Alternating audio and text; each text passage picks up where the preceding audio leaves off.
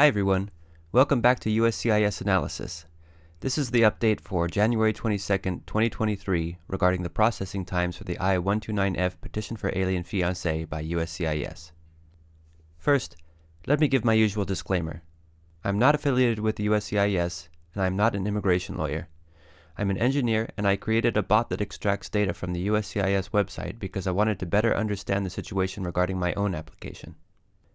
Actually, a few weeks ago, I got the good news that my case was approved, but I want to continue to share my data with all of you. Next, let me mention that this analysis only looks at applications being processed at the California Service Center because the vast majority of I-129F applications end up there.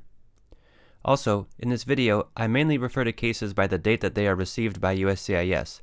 This date is explicitly mentioned on the Notice of Action that USCIS sends after you submit your case. Jumping right in, this chart shows the number and status of cases that received a so-called NOA2 from the California Service Center last week. NOA2 refers to the first notification of action after a case is received. This action is usually either approval, shown here in green, denial, shown here in red, or some request for additional information, shown here in yellow.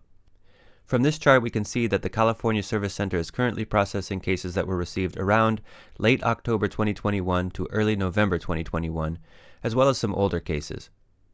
In other words, the California Service Center is processing cases that were received around 15 months ago, which is in line with the processing time estimate on the USCIS website.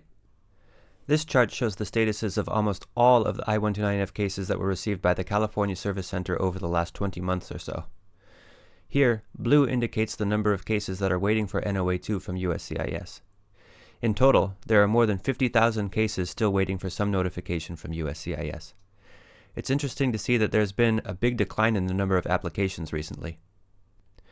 This chart shows the number of cases that have been closed each week for the past year. With the Christmas, New Year's, and Martin Luther King Jr. holidays recently, it's been a bit difficult to make sense of the recent data. USCIS was able to close an impressive 857 cases the week before last. I'm really hopeful that this points to an improvement, but it's too early to know for sure. Anyways, again here, the number of cases that were approved is shown in green, cases that were denied are shown in red, and cases withdrawn by the applicant are shown in gray. USCIS has been approving around 93% of I-129F cases recently. This chart shows the percentage of cases that have received NOA2 so far. Basically, cases that are more recent than November of 2021 have not received any notice yet. Also, a significant number of cases from August and September of 2021 are still waiting for NOA2. Basically, this chart indicates that USCIS does not work cases in strict order, but rather over a window of about 13 weeks. Here's some more detail for cases that were received around August to October of 2021. This chart shows the percentage of cases that have already received NOA2 for each receipt date. The bars are color-coded by the week that USCIS issued the NOA2. Light violet indicates last week, and then backwards in time through blue, green to yellow to red. Dark red indicates the NOA2 was issued 10 weeks ago or earlier. I don't know why, but there are several days in which USCIS seems to be particularly late at processing cases. I'm circling these dates in green. If anyone at USCIS happens to be watching this, I'm sure the people who submitted their cases on these days would be very happy if you could point out these unusual delays. Here are some projections for the I-129F cases that were received in 2021. This is assuming that USCIS continues to close cases at their current pace. As we've seen in the data, USCIS doesn't process cases in strict order, but rather over a window of around 13 weeks. Because of this, I'm showing two projections, a 50% probability and a 95% probability. For example, for the cases that were received on November 8, 2021, based on the current pace that USCIS is processing cases, I expect that 50% of these cases will be processed by January 31st and 95% of the cases will be processed by April 11th.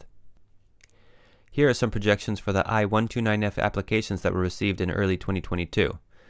Please note that these projections assume that USCIS does not improve the pace of processing cases, so these projections are likely to change a bit as they get closer. Finally, here are some rough projections for the cases that were received more recently. These projections are so far away that I have to believe that USCIS will improve by then, so I expect that these projections will improve significantly over time. So here are the key takeaways from this data mining and analysis. First, USCIS is currently processing cases that were received around late October to early November of 2021. If your application was received around the end of 2021, then your wait is likely to be 14 to 17 months.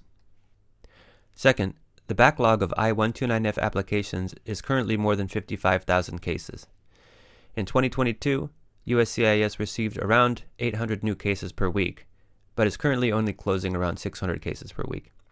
This means that unless USCIS improves, processing times are going to continue to increase. Earlier this year, USCIS announced the goal of reducing processing times to only 6 months by October of 2023. At the moment, they're still heading in the wrong direction. Please consider writing to your or your sponsor's senator and congressman to put more pressure on USCIS to improve this situation. The more people speak up, the more pressure there will be for the politicians to act. Links to finding the contact information for your senator and congressman are in the description below. I really hope that you found this information helpful so that you can better plan your future with your soon-to-be spouse. If so, please help me spread this information to others by giving a like to this video. Also, thanks to everyone who leaves comments. It's been very motivating and helps me to improve these videos. Finally, I'll definitely continue to track this situation, so please consider subscribing to keep up with the latest. Thanks!